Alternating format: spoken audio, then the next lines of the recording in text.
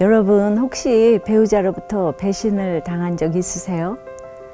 이제 바람이 난 남편, 가출을 한 아내에게 어떻게 해서든 안갚음을 하려고 오늘도 복수의 칼을 갈고 있지는 않습니까?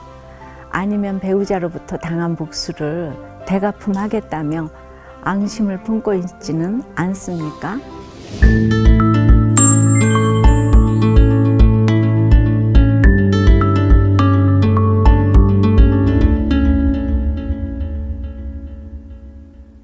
오늘 이야기의 주인공은 명색이 한 대학의 겸임 교수님이신데 안마 시술소를 들락거리다 그만 아내에게 들키고 말았어요. 그래서 그 아내가 학교 강의실까지 찾아가 전단지를 뿌려대며 이 집사님의 음란 행위를 고발하는 바람에 학교에서 그만 잘리고 말았습니다.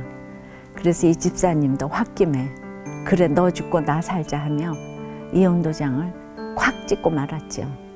자, 이만하면 부부가 서로 막가자는 것 아닙니까?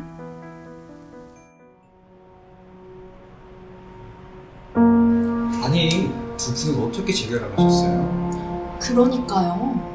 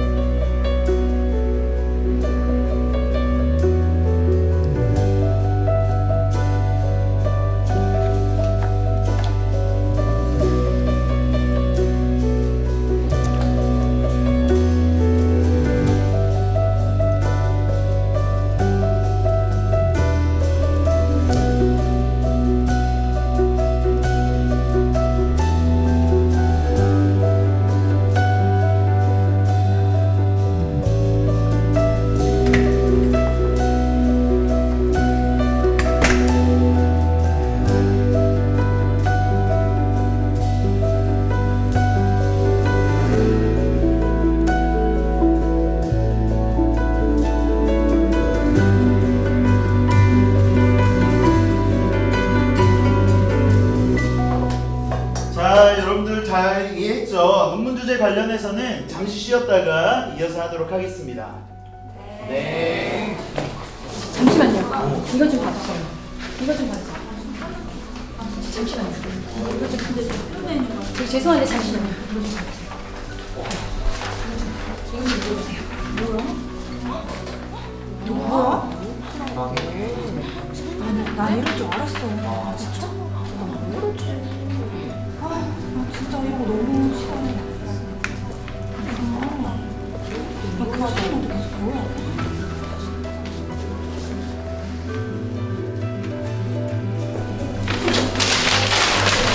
당신 뭐야, 미쳤어? 당장 나와. 이거 놔! 이빨이 치운다!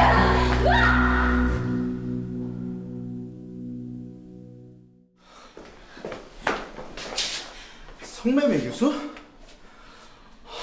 당신 지금 나랑 장난해? 우리 이혼했잖아. 우리 다 끝난 거잖아. 장난? 지금 내가 장난하는 걸로 보여? 아니, 학교까지 와서 꼭 이래야겠어? 누구 인생 망치려고 작정했어? 인생을 망쳐? 바람 피고 처자식 버리고 이혼한 사람이 뭐? 내가 이렇게 당하고는 못 살지. 너 같은 이기적인 인간은 죗값을 톡톡히 치러야 돼.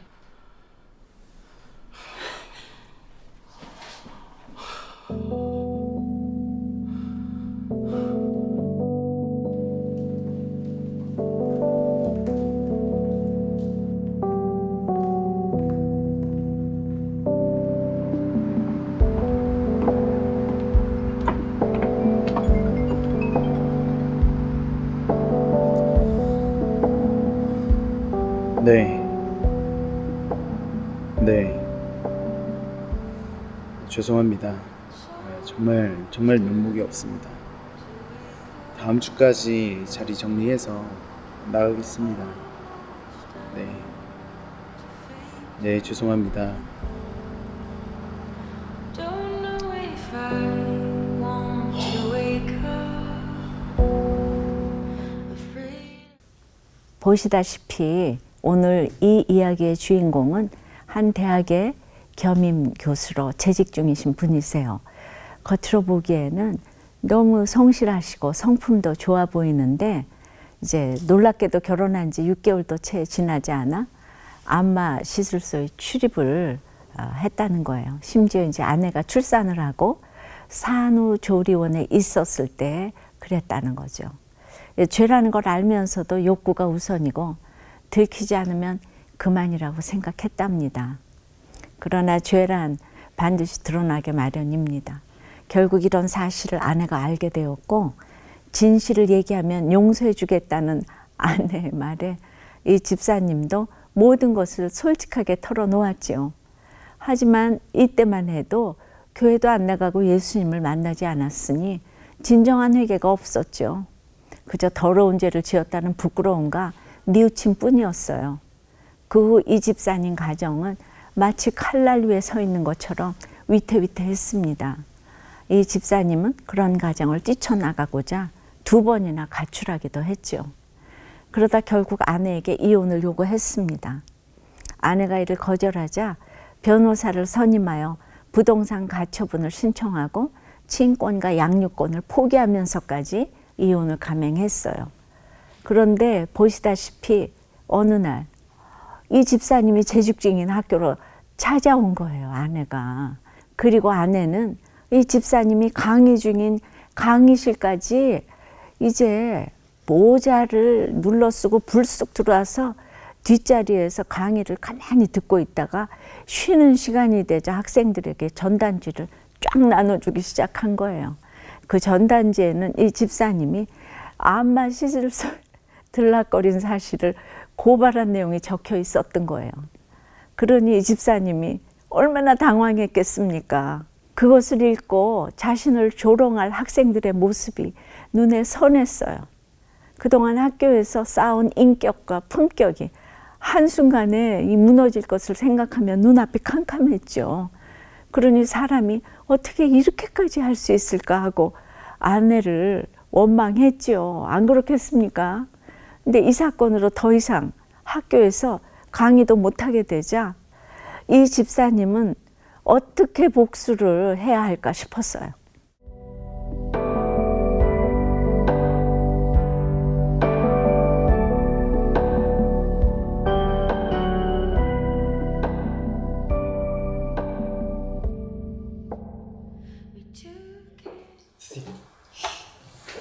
아, 이 사람은 진짜 엄청 무서운 사람이에요. 뭐? 진짜 무서운 거 한번 보여줘? 아니, 죄송합니다. 저희 부부 저는 정말 말씀이 저를 살렸어요. 그렇게 남편의 앞길을 막고 저도 마음이 편치 않았죠. 혼자 딸을 키우는 5년의 세월 동안 교회와 공동체가 없었다면 저는 하루도 살 수 없었을 것 같아요. 정말 제 힘으로는 남편을 용서할 수가 없더라고요. 사실 저희 부부가 이혼과 재결합 과정을 통과하면서 제가 정말 100% 죄인임을 좀 깨닫게 된 것 같아요. 저희 부부는 그저 날마다 회개하며 말씀을 찾고 또 사명을 찾고 그렇게 교회 공동체에 붙어만 있었더니 살려주신 은혜가 있었습니다. 정말 참 제 죄 때문에 많이 울고 또 하나님 은혜에 참 많이 울고 하나님, 육신의 정욕을 이기지 못해 아내와 딸에게 상처를 준 죄인입니다. 나는 피해자고 나에게 상처 준 남편은 가해자로 여기며 원망하고 또 복수하며 살았습니다. 이기적으로 저의 힘든 것만 생각하며 그렇게 아내에게 이혼만 요구하고 아내를 아프게 한 죄인입니다. 주님, 제 힘으로는 남편을 용서할 수가 없습니다. 주님, 저는 아무것도 할 수 없습니다. 예배를 타협하고 정욕을 이기지 못하고 이혼의 죄를 범한 저에게 날마다 주시는 말씀과 또 공동체의 사랑으로 가해자, 피해자 없고 오직 죄인만 있다는 것을 깨닫게 해주시며 회개와 용서의 마음을 주셔서 감사합니다. 지금 죽어도 할 말 없는 죄인인 저를 말씀과 사명 찾아 연약함을 나누고 회개하며 구원의 사명을 감당하게 해주셔서 감사합니다. 하나님의 성전인 저를 거룩한 산제물로 드릴 수 있도록 끊임없이 하나님을 의지하며 기도하며 적용하겠습니다. 그 상한 마음에 찾아가 주시고 성령의 위로를 하나님 함께 해주셔서 피투성이라도 살아낼 수 있도록 불쌍히 여겨주시옵소서. 살려주시옵소서. 저를 불쌍히 여겨주시옵소서. 주님,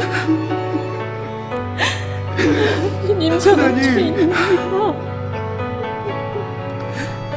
정말 살 수 있는 하나님 힘을 허락하여 주시고 공동체가 함께 울고 또 함께 웃으면서 하나님 이 때를 잘 통과할 수 내죄보다 있도록 남의 죄를 보며 정죄하며 사는 것을 주님 용서해 주세요.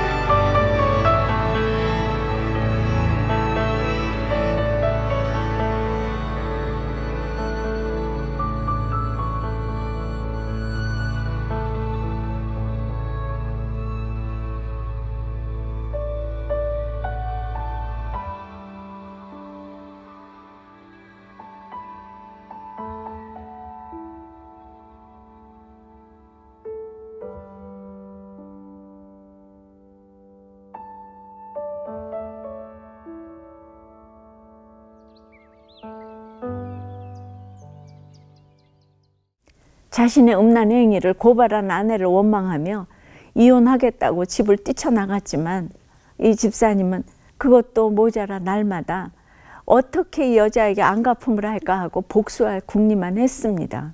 그런데 어느 날 아내가 뜬금없이 교회를 다니다 세례를 받게 되었으니 와서 축하해달라는 문자를 보내왔어요. 처음에는 아니 뭐 이런 여자가 다 있나 싶었지만 한편으로는 그래 이제 더 이상 시끄럽게 굴지 말자 하는 생각이 들더랍니다. 그래서 아내가 세례 받던 날 처음으로 교회라는 곳을 가게 되었습니다. 그리고 2주에 한 번씩 아이를 만날 때마다 아내가 다니는 교회에서 예배를 드렸는데 그러다가 결국 등록까지 하고 글쎄 세례와 양육까지 받았다는 거죠. 그런데 양육을 받으면서부터 차츰 말씀이 들리니 자기 죄가 보이기 시작했어요. 내 자유와 쾌락을 위해 가정을 포기했던 죄와 그럼에도 끝까지 나는 좋은 사람이라고 착각하며 살아온 죄들이 깨달아졌습니다. 이후 아내와의 재결합을 결심했더니 그런 마음을 먹은 즉시 겸임 교수직에 복직이 되더랍니다.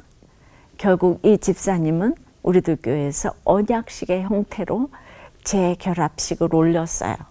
이후 하나님은 이 집사님의 가정에 아이까지 선물로 주셨어요.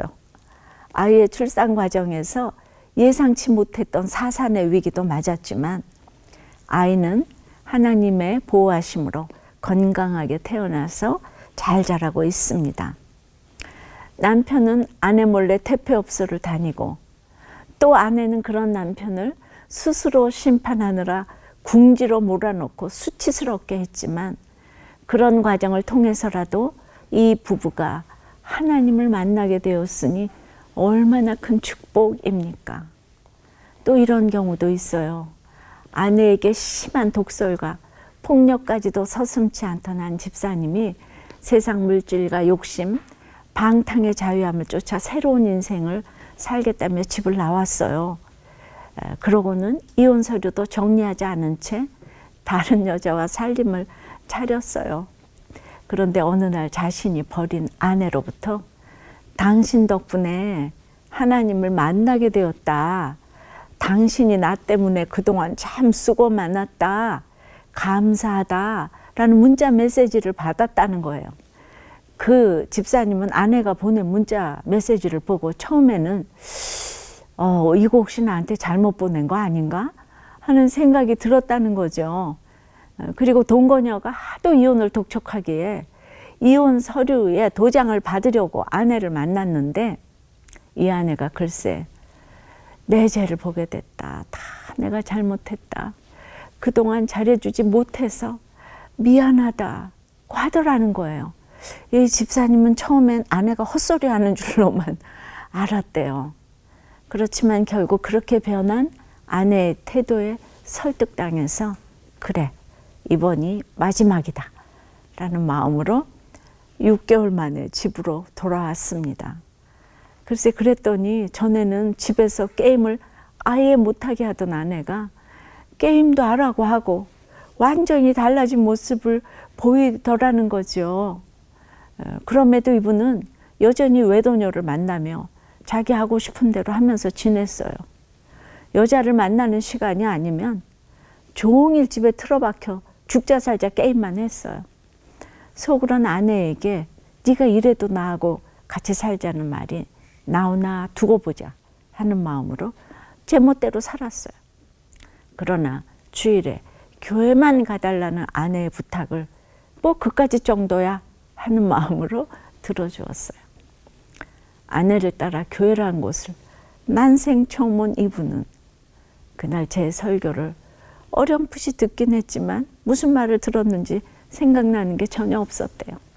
단지 꾸벅꾸벅 졸다가 까마귀 비둘기 말씀에 화들짝 놀라서 깬 것만 기억난다고 했어요. 그런데 이후에도 제가 설교 중에 늘 여자 집사님들을 향해 남편이 머리니 섬기라 하니 그 말에 괜히 기분이 좋아서 꾸준히 예배를 드렸어요. 아니 이분의 아내 집사님이라고 왜 남편에게 복수할 마음이 없었겠습니까? 마음 같아서야 머리 끄덩이라도 잡아야지요. 그러나 이 아내의 복수는 복종이었습니다. 남편이 이래도 복종하고 저래도 복종을 했어요. 그러는 사이에 이 남편이 조금씩 변해갔어요. 잠시 반항은 했지만 교회의 양육 훈련도 받게 되었는데 처음에는 컴퓨터 게임을 하며 숙제를 했대요. 그런데 어찌된 일인지 7년 동안 미친 듯이 해오던 게임이 저절로 싫어졌다는 거예요. 하나님도 제대로 모르는 그분의 입에서 하나님이 아니라면 도저히 있을 수 없는 일이라는 이 고백이 터져 나왔습니다. 어떻게 사람이 이렇게 변할 수 있을까요? 아내에게 독을 품고 살고 자녀가 있는데도 집을 나가 딴 여자와 살림까지 차렸잖아요. 그럼에도 남편을 구원시키고 가정으로 되돌아오게 하였으니 이 아내 집사님이 얼마나 지혜롭습니까? 아내의 지혜는 집 나간 남편도 돌아오게 합니다. 구원을 위한 복수, 아름다운 사랑의 복수란 바로 이런 것입니다. 이 복종의 복수가 낳은 결과가 얼마나 위대합니까? 바람을 피우고 집을 뛰쳐나간 남편에게 복음이 들어가니 급기야 부인에게 미안하다는 고백까지 했어요. 그렇습니다. 한 아내의 지혜로운 복수가 남편을 변화시켰고 그 한 사람의 변화로 말미암아 가정이 변하고 교회가 변하고 이 세상이 변하게 될 것입니다. 사람은 변하지 않는다고 하지만 복음이 들어가면 이 세상에 변하지 않을 사람은 없습니다. 여성의 권리가 높아지니 가정 안에서 아내의 목소리가 높아지는 것은 당연한 일입니다. 그러나 남편보다 더 목소리를 높이는 것은 결코 성경적이지 못합니다. 여자는 뼈이고 남자는 흙입니다. 남녀의 근본이 이렇게 차이가 있어요. 그러나 하나님이 여자를 더 강한 뼈로 만드신 이유는 남자를 기죽이기 위해서가 아니라 남자의 열등감을 풀어주기 위해서입니다. 아내의 사명이 여기에 있습니다. 부부의 삶에도 이것이 적용되어야 합니다. 그러므로 아내는 남편을 칭찬해야 합니다. 그저 입에 발린 립 서비스로 칭찬하는 것이 아니라 반드시 근거가 있는 것들을 하나씩 발견해서 칭찬해 줘야 합니다. 이것이 바로 지혜예요. 근데 날마다 말씀을 보면 하나님이 한 가지씩 그 지혜를 주실 것입니다. 그러면 내 남편은 저절로 존경받을 만한 남자가 됩니다. 남자여서 존경하라는 게 아니고요. 존경받을 만한 조건을 갖추어 놓고 존경하라는 것이 아닙니다. 존경할 남자로 만들어서 존경하라는 것이에요. 내 남편이 존경받지 못하면 그것은 아내의 책임입니다. 아내조차 존경하지 않는 남편을 누가 존경하겠습니까?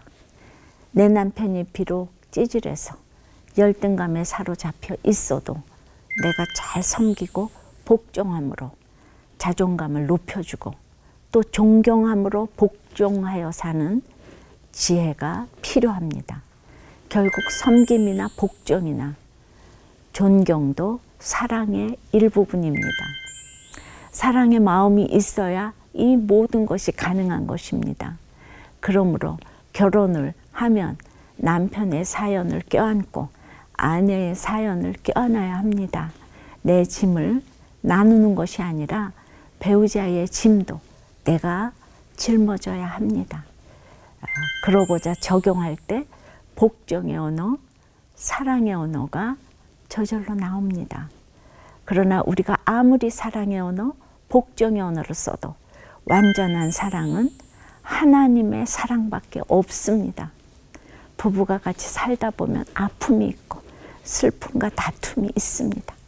그래서 우리는 손 모아 주님 앞에 기도해야 합니다. 아무리 사랑과 복종의 언어를 써도 내가 하나님을 모르면 다 헛된 것입니다.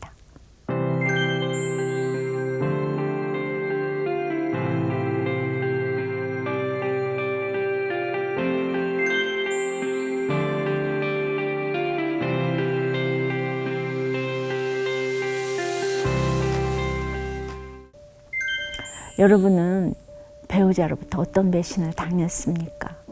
그래서 어떻게 안갚음을 했습니까? 나를 배신한 배우자의 구원을 위해 오늘 내가 적용해야 할 것은 무엇입니까?